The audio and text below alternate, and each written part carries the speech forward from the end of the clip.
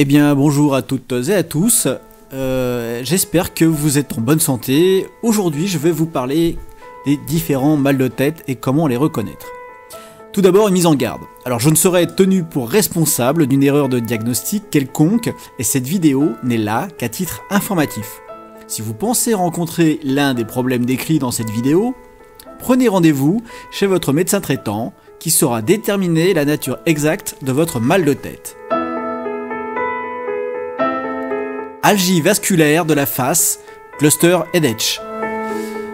L'algie vasculaire de la face, ou AVF, est un syndrome caractérisé par la répétition de douleurs du visage, typiquement à proximité d'un œil, accompagné de signes locaux variables et non évocatrices d'autres causes. Il s'agit d'une affection rare touchant principalement l'homme jeune. Les douleurs sont parfois rapportées par des patients comme les plus intenses qu'il ait connus et peuvent être accompagnées de pensées suicidaires. Certains facteurs tels que la consommation d'alcool ou un sommeil irrégulier peuvent favoriser les crises. La cause de ce syndrome n'est pas connue. Le diagnostic est en principe établi à l'examen clinique, mais une IRM cérébrale peut être réalisée pour rechercher une forme secondaire. Le traitement des crises peut faire appel à l'annihilation d'oxygène ou à l'injection de sumatriptan. Le verapamil est principalement le médicament utilisé pour prévenir les récurrences. Arthrite temporale, maladie de Horton. La maladie de Horton, ou artérite gigantocellulaire, est une maladie inflammatoire des vaisseaux. Cette maladie touche particulièrement les sujets âgés. Elle est connue aussi sous le nom d'artérite temporale, du fait que cette artère temporale superficielle est souvent affectée au cours de la maladie.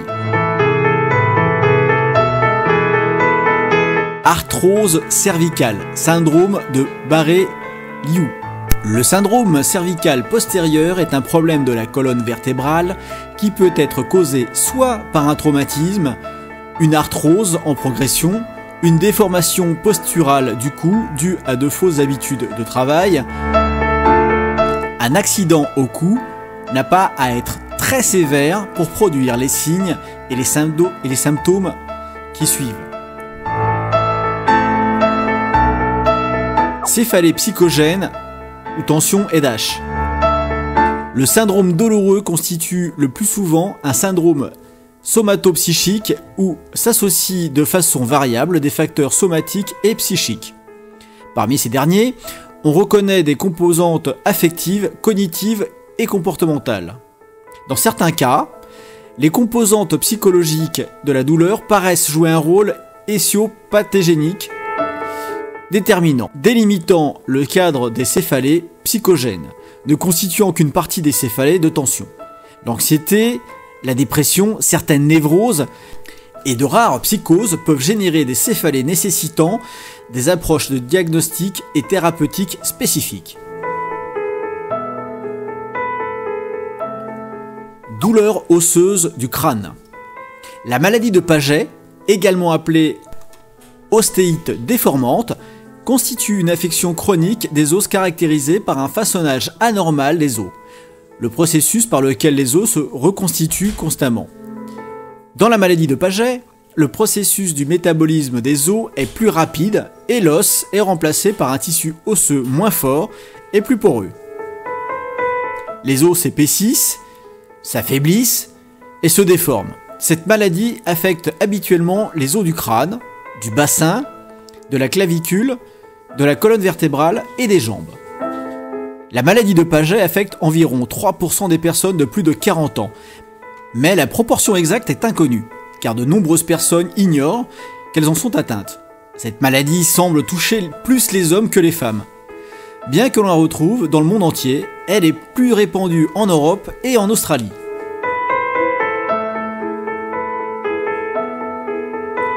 Glaucome aigu. Le glaucome, par fermeture de l'angle, est une urgence ophtalmologique qui se caractérise par une augmentation brutale de la pression intraoculaire pouvant aboutir à des complications graves. Il ne doit pas être confondu avec le glaucome chronique, dit à angle ouvert. Les deux yeux sont prédisposés. Il existe ainsi un risque de bilatérisation et de récidive si on ne fait pas un traitement préventif. HTA, hypertension artérielle, est une pathologie cardiovasculaire définie par une pression artérielle trop élevée, souvent multifactorielle. L'HTA peut être aiguë ou chronique, avec ou sans signe de gravité. On parle communément d'hypertension artérielle pour une pression artérielle systolique supérieure à 140 et une pression artérielle diastolique supérieure à 90.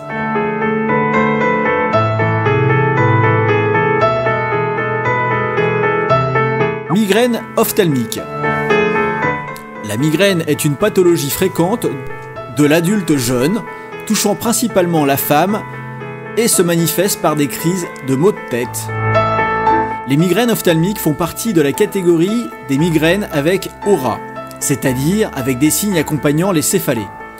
Elles s'accompagnent de troubles visuels, souvent décrits comme des scotums scintillants, qui se produisent par des sortes d'éclairs apparaissant dans le champ visuel.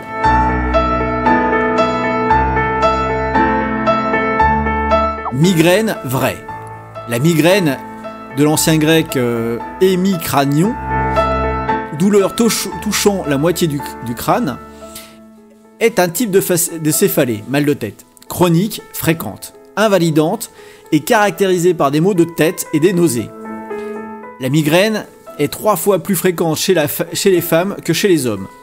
Une migraine dure généralement entre 4 et 72 heures selon sa sévérité. Les symptômes incluent nausées, vomissements, photophobie, grande sensibilité à la lumière, phonophobie, grande sensibilité au son. Névralgie faciale. Une névralgie est une douleur spontanée ou provoquée par une lésion ou une irritation localisée sur le trajet d'un nerf au niveau des racines, qui le rattache au système nerveux central, ou dans la zone qui l'innerve. Cette douleur présente un paroxysme, épisode pendant lequel les symptômes se manifestent avec le plus d'intensité. Elle évolue le plus souvent par des crises avec parfois la persistance d'un fond douloureux entre 2 crises. Névralgie du trijumeau, appelée également névralgie faciale, prosopalgie, tic douloureux de la face, en anglais neuralgia, ne me demandez pas de vous le dire exactement en anglais. C'est une névralgie qui siège dans le territoire du nerf trijumeau ou d'une de ses branches. Le nerf trijumeau correspond à la 5e paire de nerfs crâniens qui se divise en 3 branches au niveau du ganglion nerveux, le ganglion de Gasser. Ces 3 branches sont le nerf optique, le nerf maxillaire et le nerf mandibulaire. Le nerf est un nerf sensitif, permettant des sensations, pour le visage, et moteur, permettant des mouvements musculaires pour les muscles permettant la mastication, mâcher les aliments. Il est nécessaire de distinguer la névralgie essentielle ou maladie de Trousseau ou de Fothergill, qui est une douleur intermittente évoluant par accès d'intensité très élevée et d'une durée brève, quelques secondes. Ce type de névralgie se caractérise par une survenue après une cause déclenchante et par des épisodes séparés d'accalmie totale. La deuxième variété de névralgie faciale est la névralgie symptomatique. La névralgie du trijumeau serait secondaire à la compression par une artère du nerf trijumeau au niveau de sa source, du tronc cérébral, zone du système nerveux central située en avant et au-dessous du cervelet, à l'arrière du cou donc. Une autre cause est l'atteinte du trijumeau à l'intérieur même du tronc cérébral par la sclérose en plaques ou d'autres causes de démyélinisation, perte de la myéline, qui est la substance graisseuse entourant et protégeant les nerfs, ou secondaire, un ramollissement ou à une tumeur. Sinusite frontale aiguë. La sinusite aiguë est une inflammation des sinus de la face due à un virus ou à une bactérie. C'est une affection surtout fréquente en automne et en hiver et qui peut se compliquer en un rhume ou, dans un certain cas, des abcès dentaires.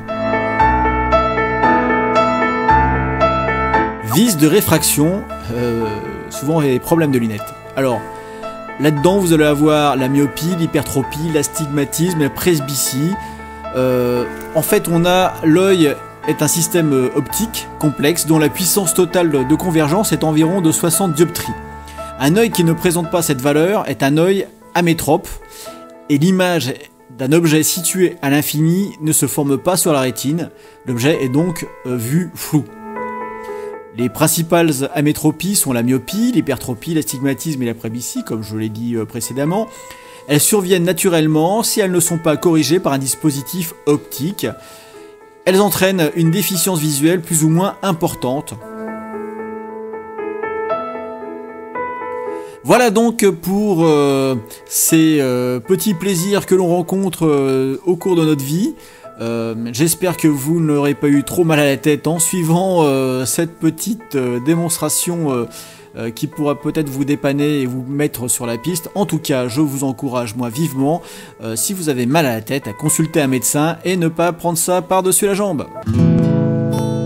Tu as aimé cette vidéo? Eh bien, mets-moi un pouce bleu s'il te plaît, partage-la autour de toi sur tes réseaux sociaux et mets-moi un petit commentaire pour pouvoir m'aider à avancer sur YouTube. Merci.